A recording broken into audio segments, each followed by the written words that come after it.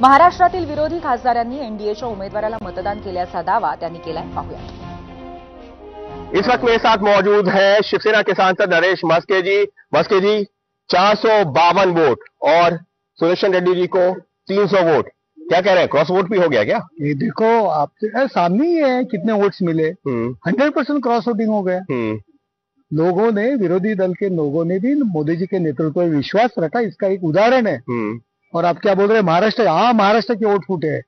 महाराष्ट्र से Congress, UBT, Rashtrawadi की सभी सांसदों ने खुद फोन करके माननीय हमारे राज्यपाल उनको वोटिंग की है और महाराष्ट्र से क्रॉस वोटिंग हुआ है।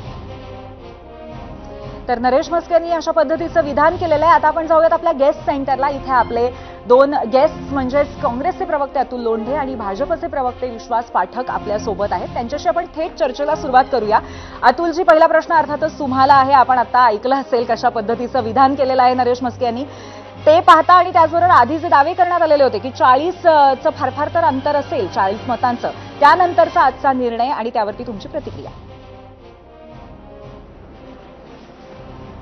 असं आहे की खुशमस्कऱ्या लोकांच्या मतावर आपण किती व्यक्त व्हायचं हे ज्याचं त्याला ठरवायचं आहे। त्यामुळे नरेश मस्केंना मी शुभेच्छा देतो आणि त्यांच्यावर मी कुठलंही भाष्य करायला टाळतो, कारण की त्याला शेंडा नसतं, बूड नसतं, फक्त ते मत म्हणून आपलं काहीतरी बोलत असतात।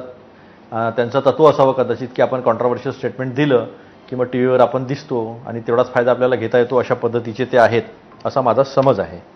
आता असं आहे की त्यांच्याकडे मताधिक्य होतं आणि आम्ही संविधानाची लढाई आज देशामध्ये ज्या पद्धतीनं सगळ्या लोकशाही संस्था, संविधानात्मक संस्था वेठीस धरल्या जात आहे, त्याच्यासाठी लढत असताना आम्ही एक सद्विवेक बुद्धीचा वापर खासदारांनी करावा अशा पद्धतीचं आवाहन करून इंडिया आघाडी जी आहे ती लढत होती आणि ठामपणे आम्ही उभा आहोत लोकांच्या विचारांसाठी, लोकांच्या प्रश्नांसाठी, संविधानासाठी, लोकशाहीसाठी।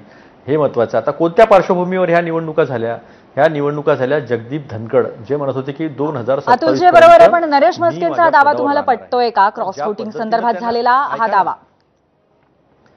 मी तर सरळ सांगितलं ना, मी तुम्हाला म्हटलं ना, खुशमस्कऱ्या माणसाच्या याच्यावर मी जास्त काही मतं व्यक्त करत नाहीत।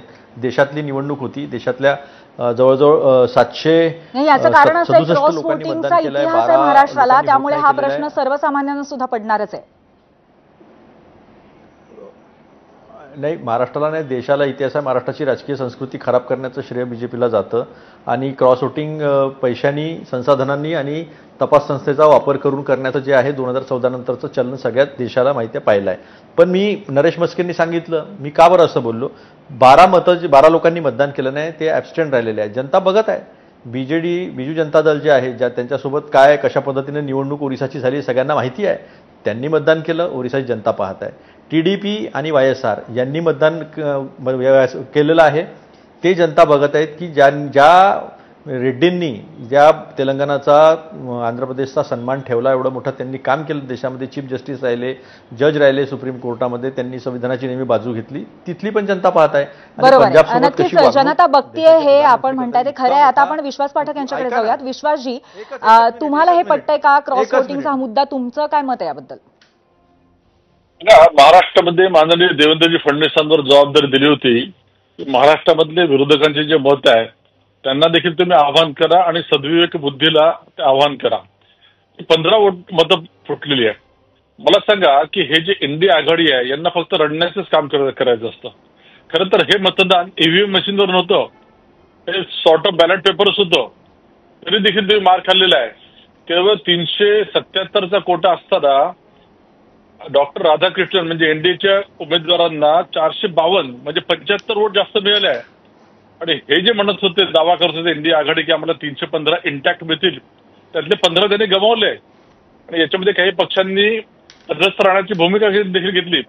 मला असं वाटतं की नेतृत्व शून्य असं काँग्रेस, नेतृत्व शून्य किंवा कोणते रचनात्मक कार्य नसलेलं असं इंडिया आघाडी आणि असे त्यांचे सगळे नेते म्हणजे एकामागून एक मार खाल्ला तरी अजूनही यांना डोकं ठिकाणावर येत नाहीये। आपण का हरतोय याचं कधी ते विश्लेषण करत नाही, फक्त कारणं शोधायची आणि रडत राहणं ही यांची संस्कृतीच झालेली आहे।